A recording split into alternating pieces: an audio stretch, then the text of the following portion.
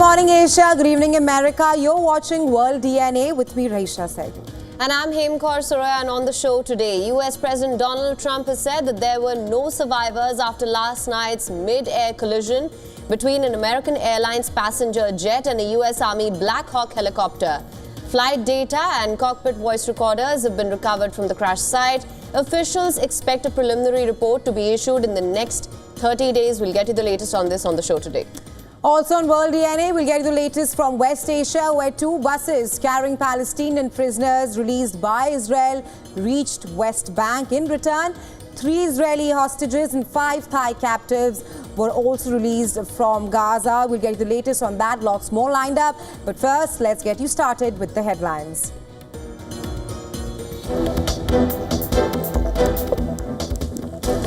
Media reports say flight data and cockpit voice recorders recovered from the passenger jet that crashed into Washington's Potomac River after a deadly mid-air collision with a helicopter.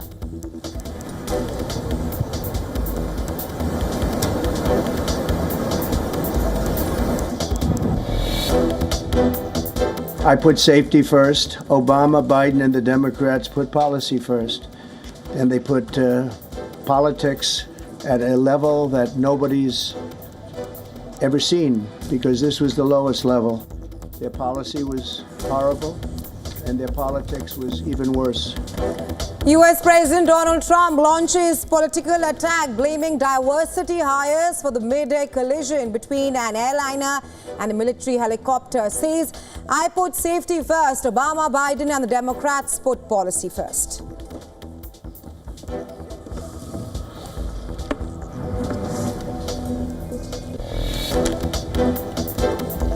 US President Donald Trump insists that Egypt and Jordan would take in displaced Gazans, despite the 2 Arab nations dismissing his plan to move Palestinians from the territory.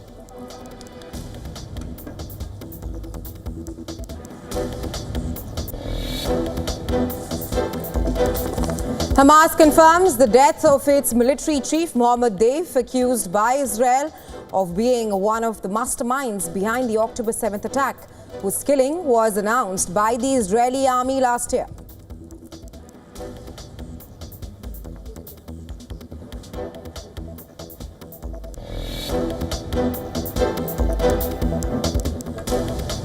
Ukrainian President Vladimir Zelensky says 9 people were killed in a Russian Shahed drone strike on the northeastern city of Sumy. Calls for Russia to be forced into peace.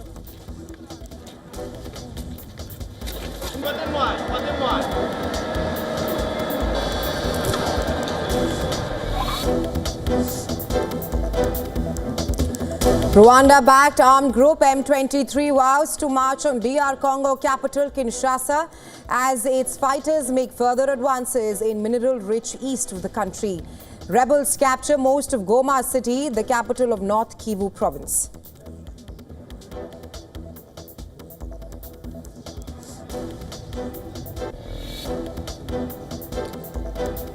Gold prices surged to a record high as investors sought safe haven assets amid fresh US tariff threats. Silver, platinum and palladium also gained as uncertainty drove demand for precious metals.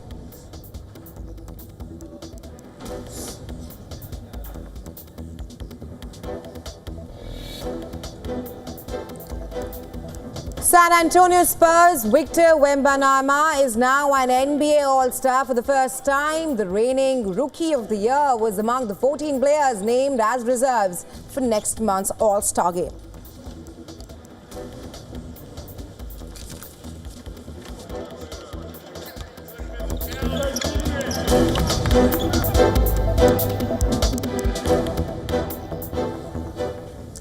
In the aftermath of the mid-air collision between a passenger jet and a military helicopter over Washington, D.C., a rescue mission has now turned into a recovery operation. That being said, with no survivors expected, the American Airlines jet and the U.S. Army Black Hawk helicopter crashed into the Potomac River near Reagan Washington National Airport after the collision. American Eagle Flight 5342 was flying to the U.S. capital from Wichita, Kansas. The incident occurred as it was approaching to land at Reagan National Airport. Ahead of the crash, controllers warned the helicopter it was on course to collide with the passenger jet. Footage captured a small aircraft heading towards a well-lit descending plane before a fireball can be seen. Both plunged into the Potomac River, with the plane fuselage splitting into 3 separate pieces. The helicopter has now been seen at the surface of the river. As per officials, 60 passengers and 4 crew members were aboard the flight, while 3 U.S. Army personnel were on the helicopter. Authorities say they do not expect any survivors from the crash and are working to recover all 67 bodies from the river. According to experts, water conditions were cold enough to cause hypothermia to set in within 30 minutes. The plane was carrying several athletes and coaches from U.S. figure skating as well as 2 Chinese citizens. The District of Columbia Fire Chief has said 28 bodies have been recovered from the river so far. A large-scale recovery operation is underway and boats are still looking for victims and wreckage. 2 terminals, Terminal 1, Terminal 2. Well, the cause of the crash is under investigation. The National Transportation Safety Board has said that it will leave no stone unturned in the probe. Officials have said both aircraft were on standard flight patterns on a clear night with good visibility. They were in an airspace that is extremely busy with military and commercial craft. But Transportation Secretary Sean Duffy has said that the crash was absolutely preventable. According to the New York Times, staffing in the airport's air traffic control tower was not normal. A controller was allegedly monitoring both planes and helicopters, jobs that typically are assigned to 2 controllers.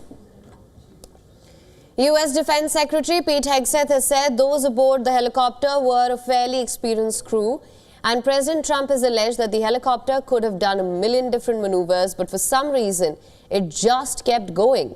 He added that the American Airlines plane was doing everything right before the collision. After the crash, Trump blamed so-called diversity, equity and inclusion policies under Presidents Barack Obama and Joe Biden for poor safety standards. Building on his wider attacks on DEI practices, Trump has now signed an aviation order rolling back federal diversity initiatives. I put safety first. Obama, Biden, and the Democrats put policy first. And they put politics at a level that nobody's ever seen, because this was the lowest level. Their policy was horrible, and their politics was even worse. How you can come to the conclusion right now that diversity had something to do with this crash? Because I have common sense, okay? And unfortunately, a lot of people don't. We want brilliant people doing this. This is a major chess game at the highest level. For more on this, our correspondent Susan Therani has sent us this report from New York. Take a look. The National Transportation Safety Board is now leading a comprehensive investigation regarding that recent mid-air collision near Washington, D.C.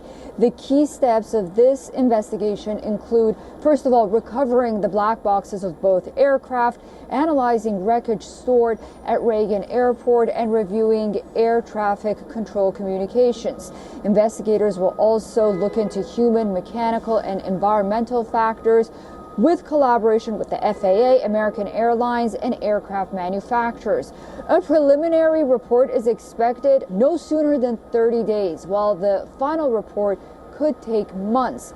The investigation aims to determine, first of all, what happened and prevent future incidents. There was a vigil held in Kansas, where American Airlines took off with faith leaders leading the service. President Donald Trump addressed the nation at the White House press briefing room alongside his vice president and his newly appointed transport and defense secretaries, both on their first day of the job. He also talked to reporters while signing executive orders later as well. Susan Tehrani reporting from New York for WION World is One. Now, 3 of Donald Trump's key nominees face tough questions from the Senate. Trump nominated Kash Patel to head the FBI, Tulsi Gabbard as the head of National Intelligence, and Robert Kennedy Jr. picked to lead the Department of Health and Human Services.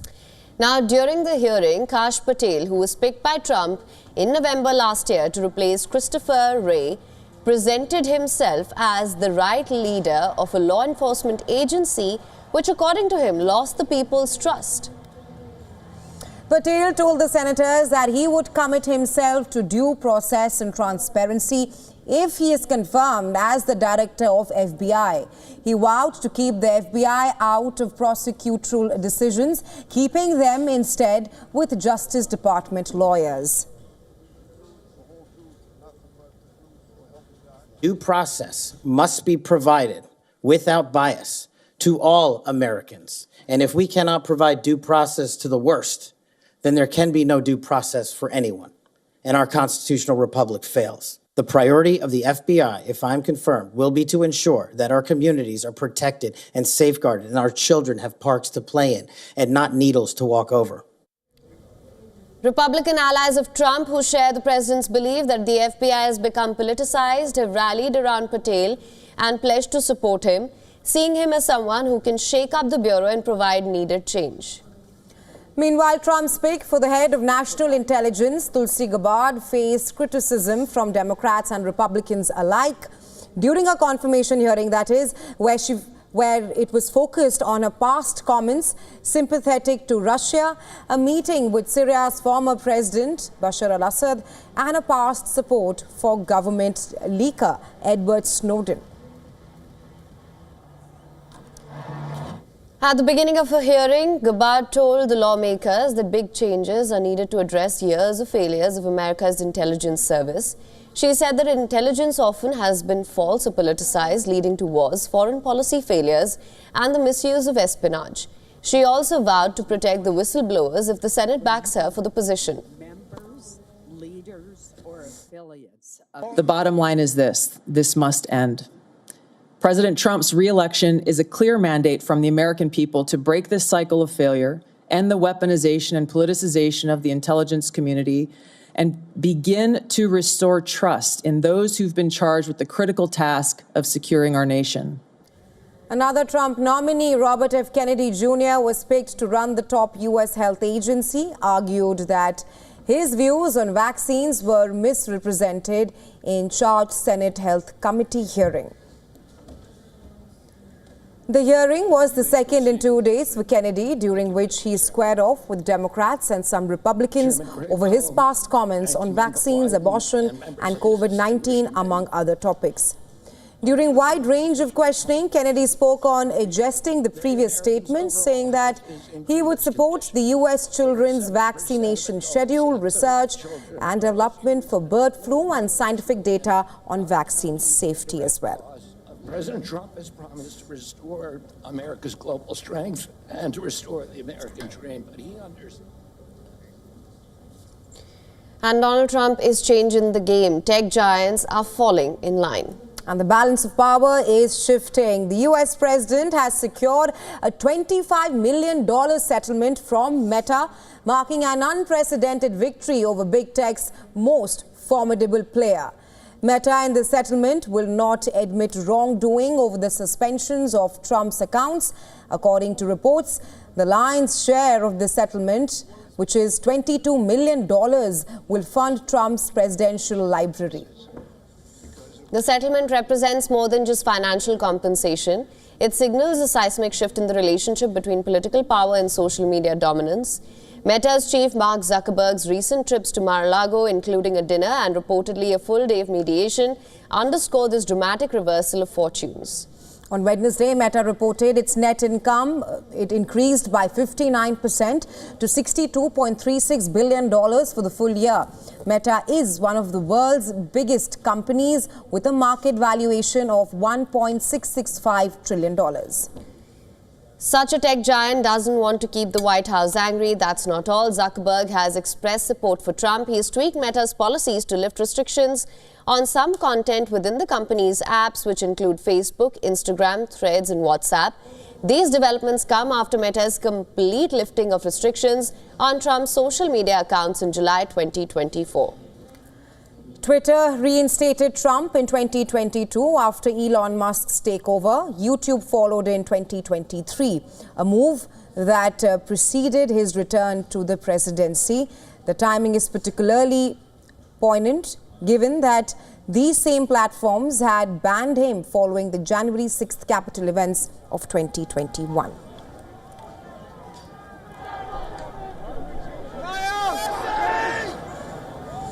And corporate America appears to be scrambling to make amends. In December, ABC News agreed to pay a $15 million settlement payment to resolve a defamation lawsuit brought by Trump, stemming from on-air comments about him made by a top anchor.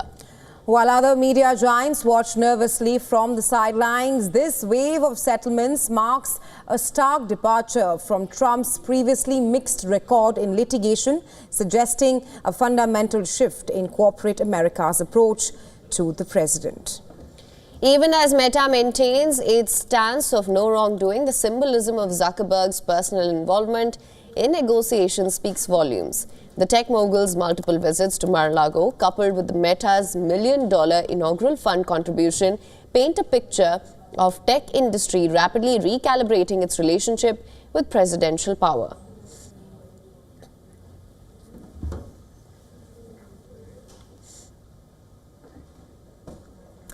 And now shifting our focus to West Asia, 2 buses carrying Palestinian prisoners released by Israel reached West Bank. Now, Israel's prison service confirmed it released 110 prisoners as part of the agreement with Hamas for a truce in Gaza, which came into effect on the 19th of January. Thousands cheered, waved flags and fired celebratory gunfire to welcome home Palestinian prisoners. Several in the crowd chanted pro-Hamas slogans, some waving the Islamist Palestinian movement's green flag. The first to disembark from the bus at the Ramallah Sports Complex was former top militant leader Zakaria Zubeidi, who stepped out flashing a victory sign. He was seen in a grey prison outfit and was immediately lifted up by the cheering crowd. According to Palestinian Prisoners Affairs Committee, among the 110 released Palestinian prisoners from Israel, 66 were freed in the occupied West Bank, 9 were released in the Gaza Strip, and 14 went to their homes in East Jerusalem. Remaining 21 prisoners were exiled out of Israel and the Palestinian territories. Palestinian prisoners were exchanged for 3 Israelis held by Hamas. The release had been delayed by several hours after Israeli Prime Minister Benjamin Netanyahu denounced those shocking television images showing gunmen struggling to control hundreds of Gazans seeking to witness the handover in Khan Yunis. The Red Cross called for improvement in the security of the handovers of Israeli hostages after chaotic scenes broke out early in the day. As with the previous hostage exchanges, the international community of the Red Cross facilitated Thursday's transfers. Meanwhile, government hostage coordinator Gal Hirsch has said that Israel is preparing for talks on the second stage of the ceasefire, stating that its mission is to bring everyone home. We are in the midst of preparations for the continuation of negotiations and for the second phase. The Prime Minister's visit to President Trump and his meetings with the US administration will take place in parallel with the start of negotiations for the second phase of the deal. This is of great significance. In yet other news, Hamas has confirmed the death of its military chief Mohammad Deif, accused by Israel of being one of the masterminds behind the October 7th attack and whose killing it announced last year. Hamas's armed wing made the announcement in a video statement confirming the deaths of Commander Mohammad Deif and his deputy Marwan Issa on August 1st last year. The Israeli military announced that it has killed Deif in an airstrike in Gaza the month prior. Meanwhile, the Palestinian Health Ministry said the Israeli forces killed 2 Palestinians in Jenin in the occupied West Bank on Thursday, after the military announced a soldier had also been killed in the territory. The Ramallah-based ministry said 2 citizens whose identities are not yet known were killed by Israeli forces in the Jenin camp. Furthermore, US President Donald Trump insisted that Egypt and Jordan would take in displaced Gazans. And this despite the 2 Arab nations dismissing his plan to move Palestinians from the territory. Trump's comments came a day after Egyptian President Abdel Fattah al-Sisi and Jordan's King Abdullah II rejected any forced displacement of Gazans following the war between Hamas and Israel. On the other hand, the United Nations said its humanitarian relief agency, UNRWA, would continue working in all Palestinian territories, including East Jerusalem, despite Israeli legislation coming into force that cuts ties with the organization. Israel decided to ban the UN agency for Palestinian refugees following accusations that some of its staff belongs to Hamas. On Thursday, Iran's Foreign Minister Abbas Araghchi met Hamas leaders and discussed the reconstruction of Gaza during a visit to Qatar.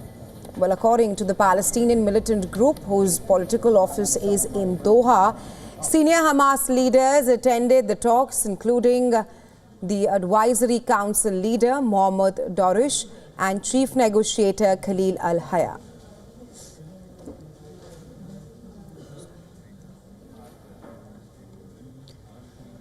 All right, Salwan Momika, the Christian Iraqi who burnt copies of the Quran during the protests in Sweden in 2023, has allegedly been shot dead inside his house. His body was recovered on Wednesday night. A Stockholm court was to rule today on whether he was guilty of inciting ethnic hatred. The order has now been postponed to the 3rd of February. A police team was rushed to Momika's house near Stockholm on Wednesday night. Amid reports that a man had been shot, they confirmed the dead man to be Salwan Momika, the man who burned copies of the Quran in the protests. He died of his wounds. A murder investigation has now been opened. Momika had staged demonstrations in Sweden in 2023, burning copies of the Quran. He had argued that he wanted to protect Sweden's population from the messages of the Quran. Police authorities had allowed his demonstrations, citing freedom of speech, while filing charges against him. Momika and a co-defendant, Salvan Najim, were charged in August 2024 with agitation against an ethnic group and incitement to hatred. Momika's actions had sparked outrage in Muslim countries. In Baghdad, protesters stormed the Swedish embassy in July 2023, scaling the walls and setting it on fire. Iraq had expelled the Swedish ambassador hours after the attack. The Iraqi Prime Minister also recalled his country's chargé d'affaires in Sweden. Sweden's intelligence service had raised its threat level after the Quran burnings had made the country a prioritized target.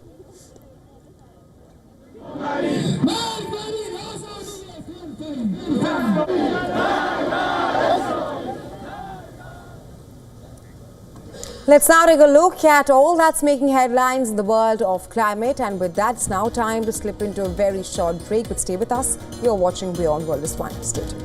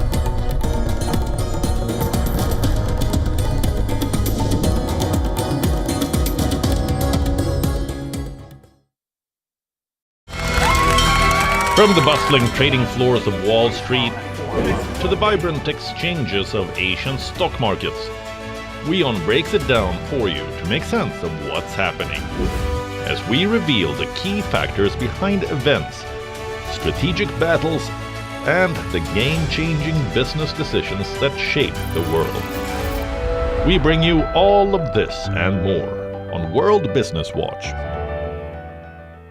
India's budget 2025 is here. Will it fuel growth or deepen inflation's bite?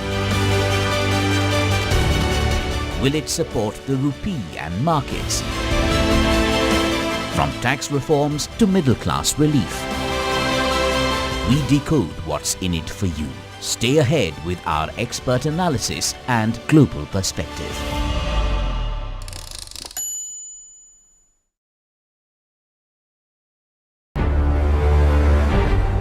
Everything you are. The new Mission Impossible film pushes a fan close to a medical emergency. And we look at how movie watching can be dangerous. Hi, this is Anupam Kher and you are watching me on WION. संपूर्ण व्यवस्था बदलने का एक ही रास्ता है. Meet Indian actor Anupam Kher as he talks about emergency. And find out all about India at Oscars 2025. ये कौन है रे? चाची बदली हो गई? All this and much more with me, Isha Hanspal, at these times only on WION E-Club.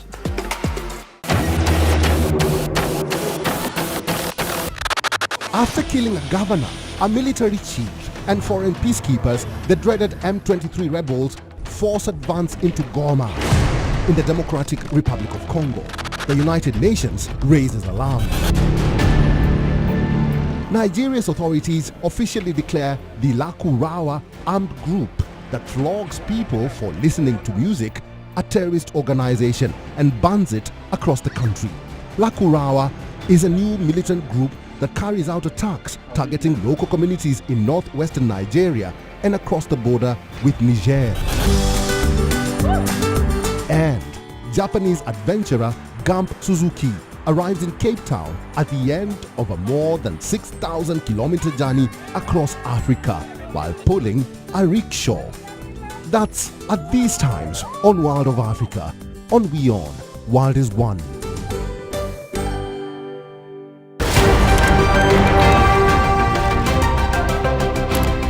Ready to dive into your daily dose of news? Bringing you what's trending in the West and all that's setting trends in the East. And all of this served up with a side of insightful banter. We don't just bring you the latest stories. We bring you your talking points for the day. And while you do that, from the busy streets of New York, I will provide you with deeper insights on the developments through the course of the day in the US. And I will be here at the WION headquarters, getting you all the action from the universe of sport. All that you need to know about your favorite teams and players, right here. The show that keeps you ahead of the global curve. A conversation you'd want to be a part of. A place where news becomes an engaging exchange. We bring you stories that impact your present. This is World DNA. Join the conversation.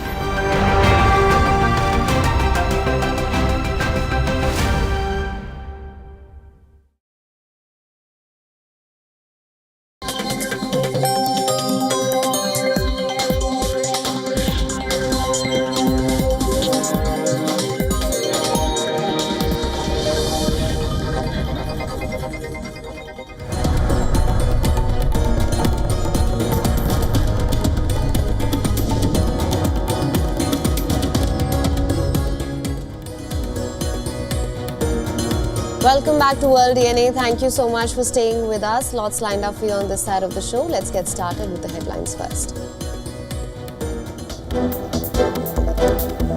Media reports say flight data and cockpit voice recorders recovered from the passenger jet that crashed into Washington's Potomac River after a deadly mid-air collision with a military helicopter.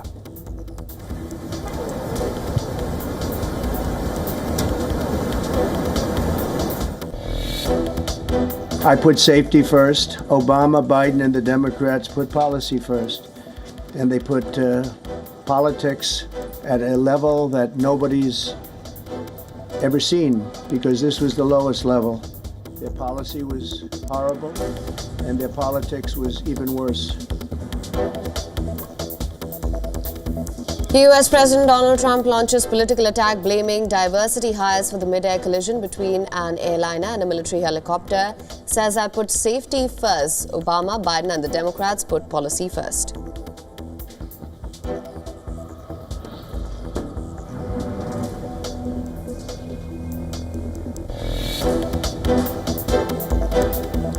US President Donald Trump insists that Egypt and Jordan would take in displaced Gazans, despite the two Arab nations dismissing his plan to move Palestinians from the Gaza Strip.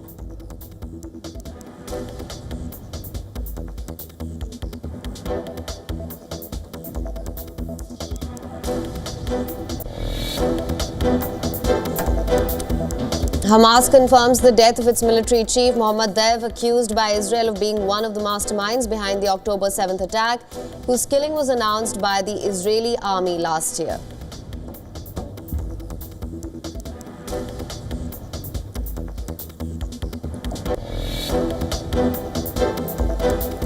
Ukrainian President Volodymyr Zelensky says 9 people were killed in a Russian Shahed drone strike on the northeastern city of Sumy. Calls for Russia to be forced into peace.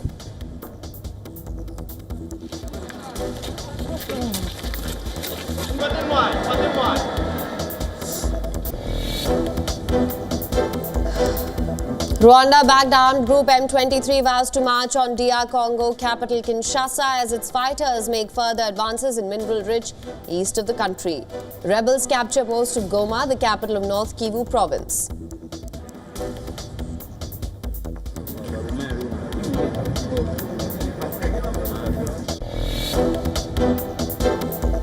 Eurozone growth stalled in the fourth quarter of 2024. This comes as the European Central Bank cut rates for the 5th consecutive time, citing controlled inflation.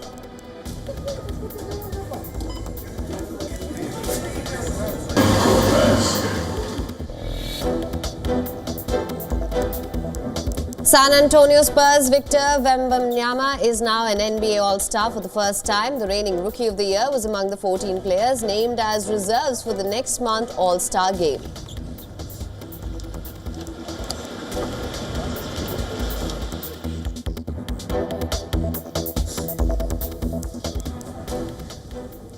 Pakistani security forces claimed they killed 6 terrorists in an operation conducted in Mir Ali area of North Waziristan district. 2 soldiers, including the major who was leading the operation, lost their lives in the shootout.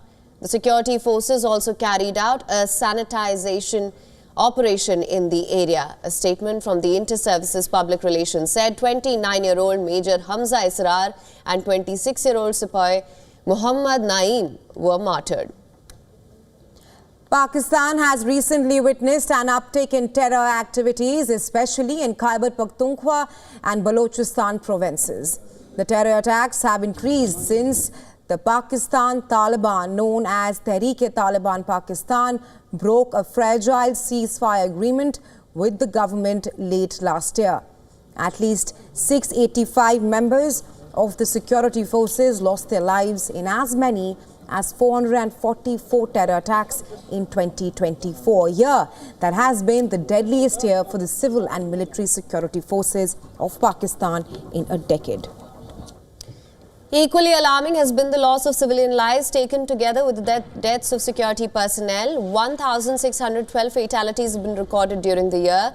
In comparison, 934 terrorists had been killed last year, marking a record 9-year high and over 66% more deaths than in 2023.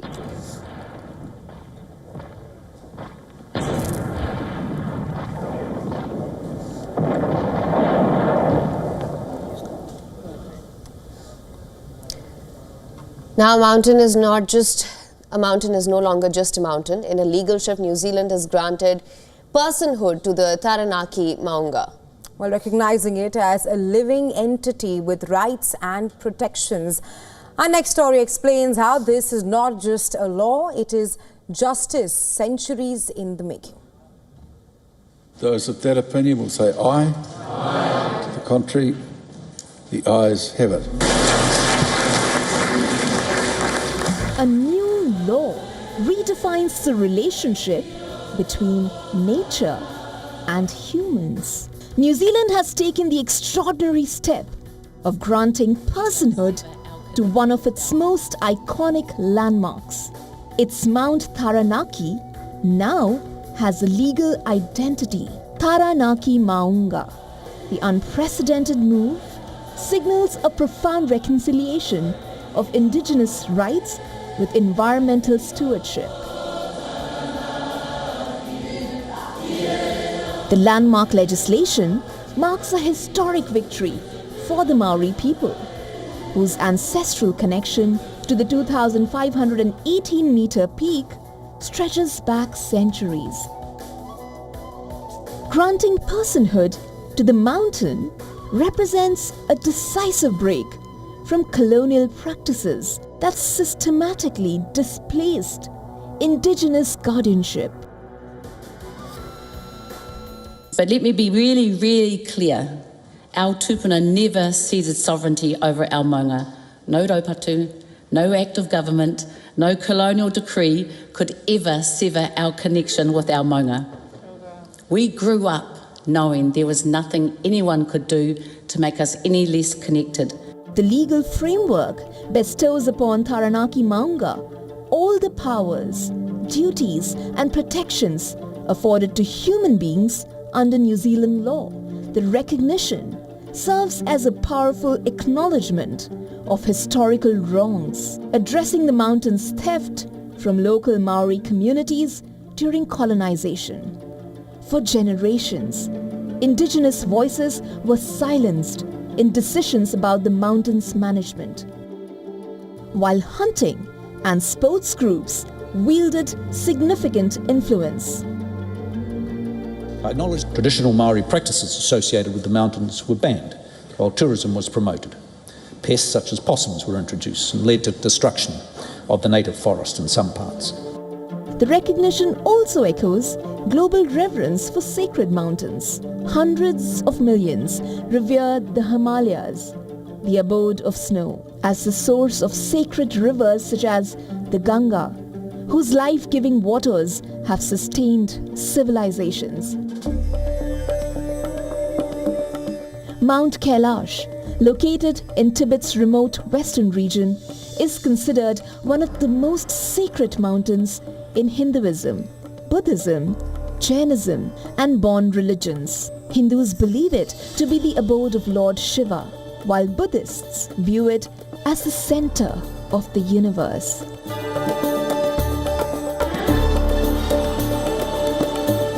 Similarly, Govardhana Hill in Vrindavan, the holy town in Uttar Pradesh, northern India, is revered for its association with Lord Krishna. As climate change threatens the world's most sacred and fragile landscapes, this decision in New Zealand sets a precedent. Will other nations follow suit?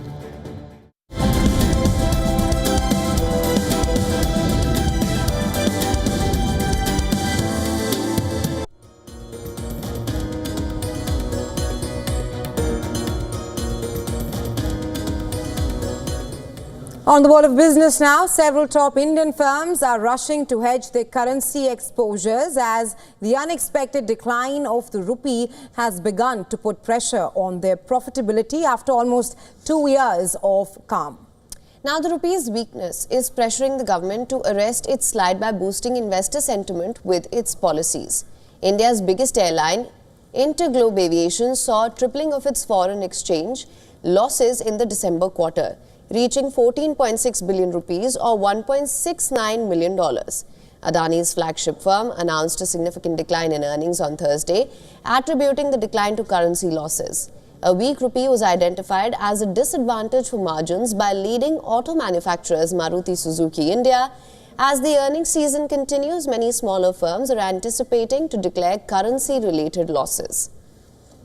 Companies likely neglected foreign exchange risks due to the central bank's strategy over the previous 2 years, which reduced fluctuations. However, speculation is that the Reserve Bank of India has eased its stringent control over the rupee.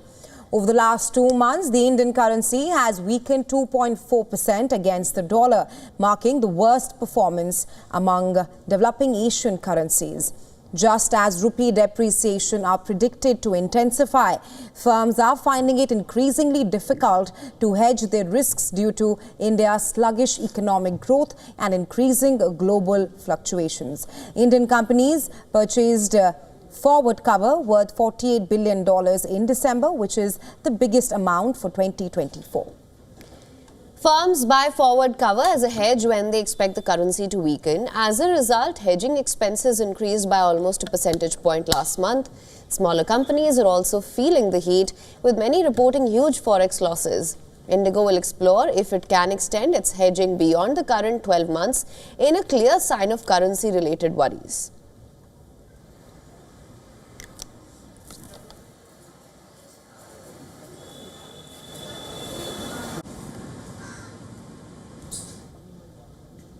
And gold prices surged to a lifetime high on Thursday, driven by safe haven demand. Investors are reacting to the growing uncertainty over U.S. trade policies. Experts attribute the rally to concerns over new tariff threats from the Trump administration and also technical buying momentum. Meanwhile, the dollar weakened, making gold more attractive to international investors. The 10-year U.S. Treasury yield also hit its lowest level in over a month, further supporting gold prices. Investor anxiety escalated after the White House confirmed that U.S. President Donald Trump plans to impose steep tariffs on Mexico and Canada starting Saturday, while also mulling new levies on China. Now, this uncertainty has fueled the demand for gold as a safe haven asset. Meanwhile, gold prices saw some resistance on Wednesday after the Fed's stance on an extended pause dampened expectations of near-term rate cuts. Economic data showed U.S. growth slowed in the fourth quarter, but strong domestic demand suggests a gradual policy approach from the Fed. Investors now await the December inflation report for further signals on the Fed's next move. Gold's record-breaking rally, it hit a spillover effect on other precious metals. Spot palladium and platinum saw a surge of over 2%. Experts note that these metals are benefiting from both safe haven flows and technical buying interest. With inflation data due on Friday and trade tensions still unfolding, markets remain on edge, watching for signals that could impact the outlook for gold and other commodities.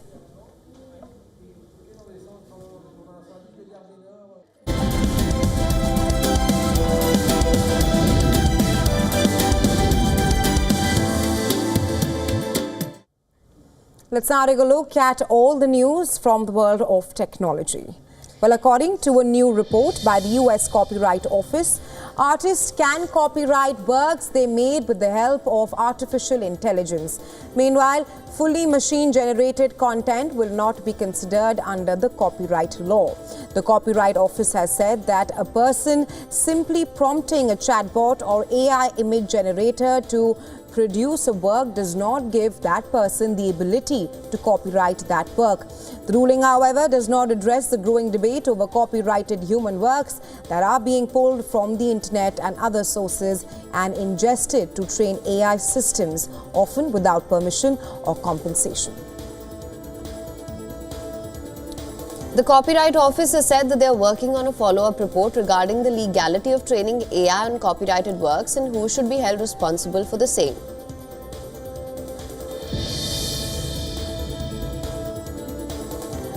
Barcelona has made helmets mandatory for e-scooter users. E-scooter riders who do not wear a helmet will be fined €100, that's around $105, and the new law will come into effect starting this Saturday.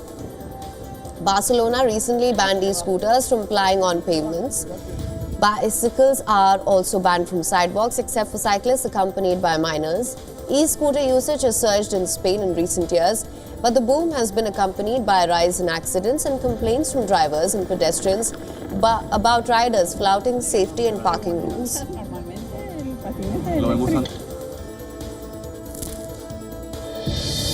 New York Blood Center, or NYBC, one of the largest non-profit blood centers in the US, has been hit by a ransomware attack. NYBC has said that the organization detected suspicious activity on its IT systems on January 26th, which it can now confirm was a ransomware attack. The blood center has said that donation center activities and blood drives will have to be rescheduled, adding that the time for blood donations may be longer than normal.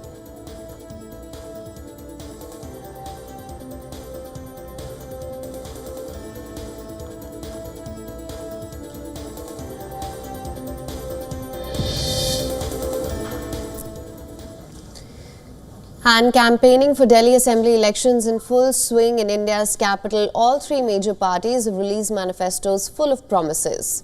And now the focus is shifting on to who the people will trust to fulfill all these promises. Delhi elections are unique in the manner in which all parties are promising similar freebies to the people in their manifestos. This has led to slugfest between political parties to damage people's trust in their opponents. भ्रष्टाचार हटाने का नाम लेकर जो सत्ता में आए थे, उन्होंने हजारों करोड़ का घोटाला किया। और मित्रों, ये वादा खिलाफी करने वाली पार्टी है। एक के बाद एक झूठ बोलते हैं। जैसे मोदी जी झूठ बोलते हैं, वैसे केजरीवाल जी झूठ बोलते हैं। कोई फर्क नहीं है। शायद एक ही बात है। मैं कांग्रेस पार्टी के समर्थकों से आज कुछ बात करना चाहता हूं। पिछले दिनों कुछ लोग मेरे से मिलने आए। मैंने पूछा किसे वोट दोगे? बोले कांग्रेस को। मैंने कहा क्यों? कांग्रेस का तो दिल्ली में कुछ बचा ही नहीं है। Now, the ruling party, AAP, is not just facing the heat from opponents. Party's Rajya Sabha MP, Swati Maliwal, also opened a rebellion against Kejriwal. Maliwal reached Kejriwal's residence with a truck full of garbage to draw attention to the city's sanitation issues.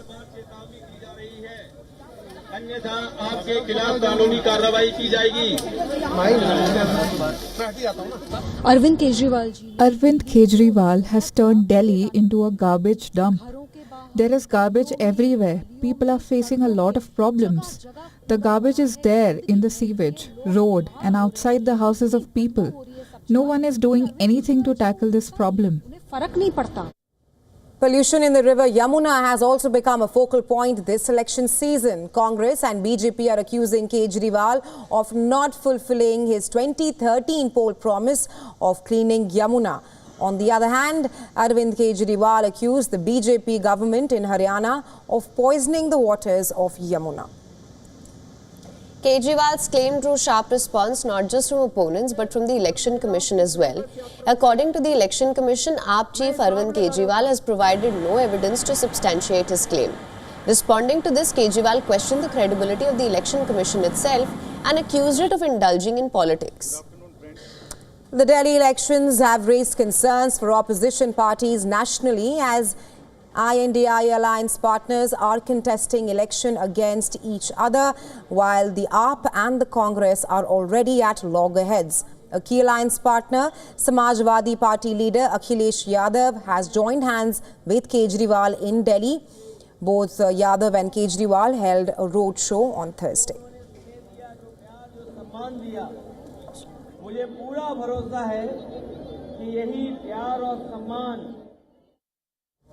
Let's now do a quick look at the top stories in the world of sports. Well, Eugenia Carcera shot a stunning second 9-6 under par 30 that included an eagle on his penultimate hole to take the clubhouse lead on the opening day of the international series in India. The Spaniard fired a 4 under par 68 to lead from Filipino Justin Cuban and Danthai Bonma from Thailand. A 1-hour delay at the start of the day caused by fog meant 42